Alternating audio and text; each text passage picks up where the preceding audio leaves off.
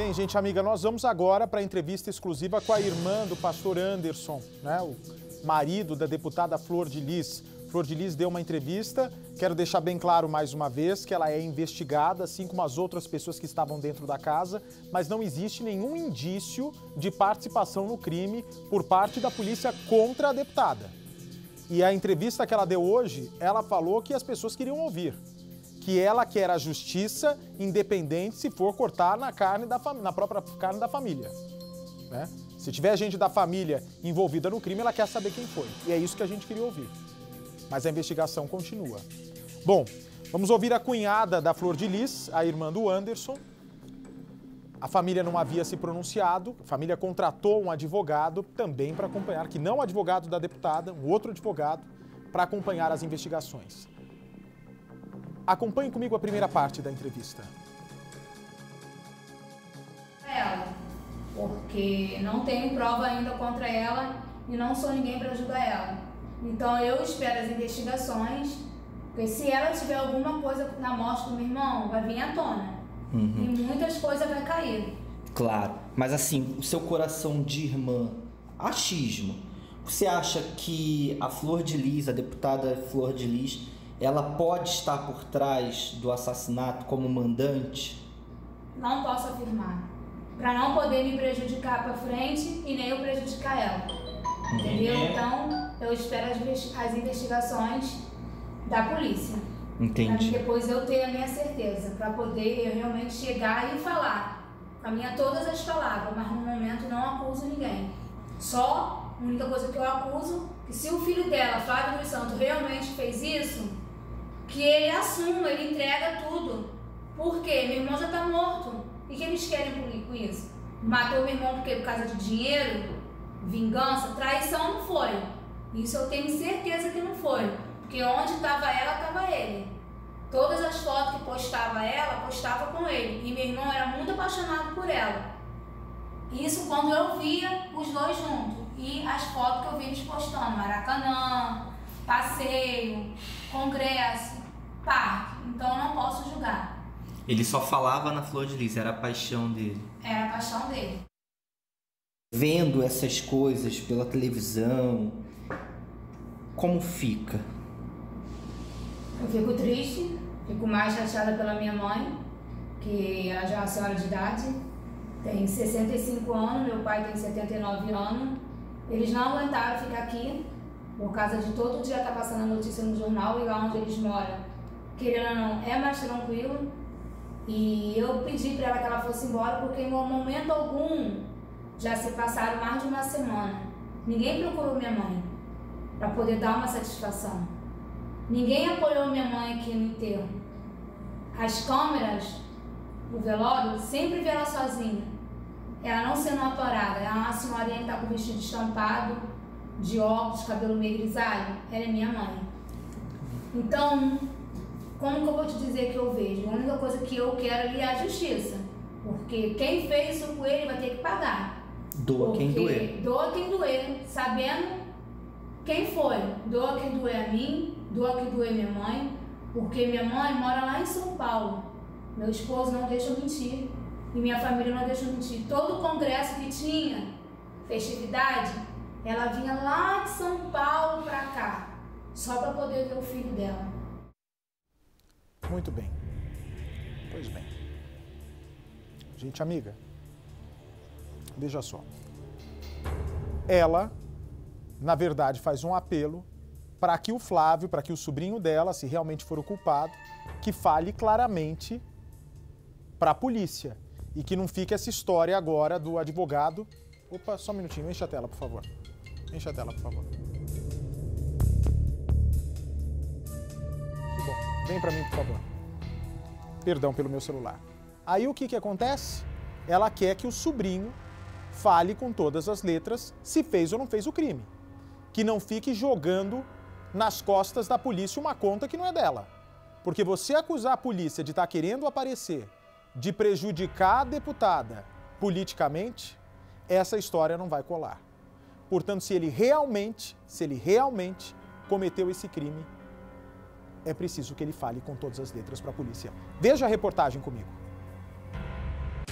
A deputada Flor de Lis mais uma vez fugiu dos jornalistas. Saiu de carro deitada no colo de uma filha, tentando se esconder. Mas nos bastidores, o advogado de defesa falou sobre alguns pontos importantes do depoimento. Ele disse que Flor de Lis reforçou a primeira versão de que, quando o assassinato aconteceu, ela estava no 3º andar da casa e que, após os tiros, os filhos a seguraram, ou seja, ela nem teria estado na cena do crime. Uma das primeiras perguntas feitas pela delegada foi em relação aos celulares, tanto do pastor Anderson quanto do filho, o Flávio, que até o momento não foram localizados. Ela, mais uma vez, garantiu que não sabe onde estão os aparelhos. Disse também que, logo depois do assassinato, a polícia apreendeu 40 celulares na casa dela. Disse até que, às vezes, os dois poderiam estar entre esses 40 e a polícia podia não ter notado. Mas que, mesmo assim, conversou com os filhos e pediu que eles se organizassem para tentar localizar os celulares, o que até o momento, de acordo com ela, não aconteceu. A mãe e a irmã do pastor acreditam que os filhos e a deputada não estão contribuindo com as investigações. Foi isso que o advogado da família contou por telefone para a Record TV. Eu ainda não tive acesso aos autos. Tudo eu venho acompanhando pela imprensa. Estive na delegacia ontem.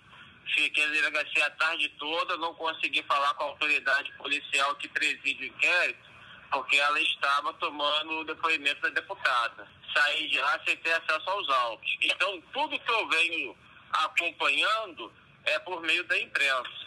E se ver que nas palavras das autoridades, que não vem tendo aquele certo interesse da família em querer elucidar o caso. Uma coisa que me causou maior estranheza foi do sumiço dos celulares. Outro ponto, uma fogueira atrás da casa, queimando o mato e sabe-se lá o quê. Pode ser, em tese, uma destruição de provas. Então, as coisas que poderiam ter sido apresentadas à autoridade policial para buscar elucidar o caso do seu ente querido, um pai de família, pai de 55 filhos, que não foram apresentados. Uma outra coisa que também me causou estranheza, que eu peguei também pela imprensa também, um cidadão que toma 30 tiros, qual o socorro que vai prestar ele? Para mim, ao meu ponto de vista, de criminalista há 14 anos, foi apenas um desfazimento do local de crime, uma destruição do local de crime. Que ninguém toma 30 tiros vai precisar de socorro.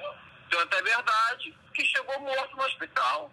Então são coisas que vieram abalando a família e que resolveram constituir um advogado. Elementos que acaba levando o advogado que os fala aqui chegar a esse convencimento de que não vem tendo o interesse da família em elucidar o caso. Tanto que é verdade que até o próprio Ministério Público já veio sustentando essa tese. Flor de Lis também foi questionada sobre o fato de ter dito num primeiro momento que ela e o marido foram perseguidos por 2 motos pouco antes do assassinato.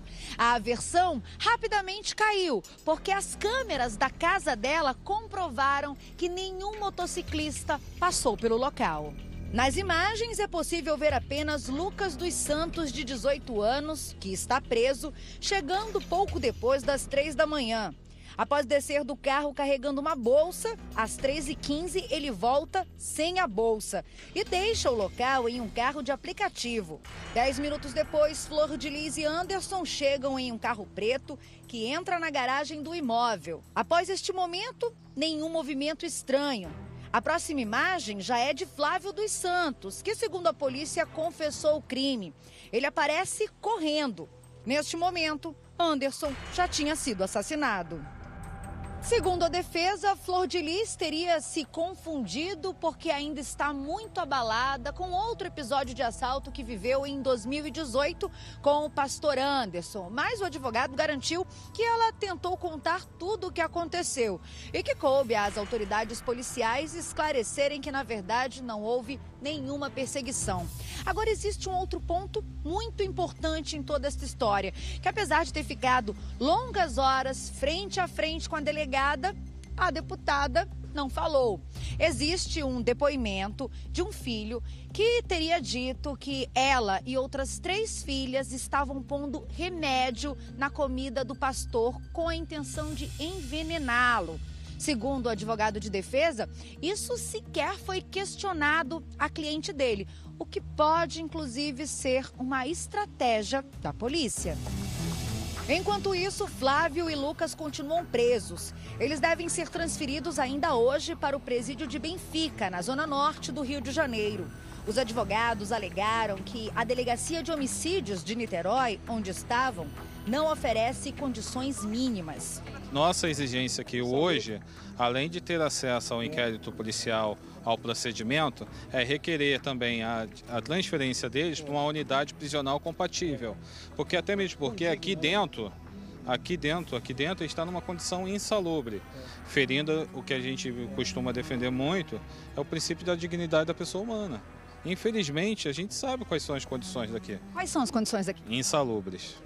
Precária, sem vasos sanitários, sem alimentação adequada, não condigna, né, com a pessoa humana. Durante uma entrevista ao vivo para o Cidade Alerta, os advogados garantiram que vão questionar a confissão do Flávio, que, segundo a polícia, afirmou ter atirado 6 vezes contra o padrasto. Só queria entender melhor esse questionamento que o senhor fez em relação à confissão do Flávio. Afinal, ele confessou ou não? Nós não tivemos acesso ao processo, então não posso nem dizer. Eu fiquei sabendo pela imprensa, né? Pelo processo, né? O que não está no processo não está no mundo. É um jargão jurídico, né?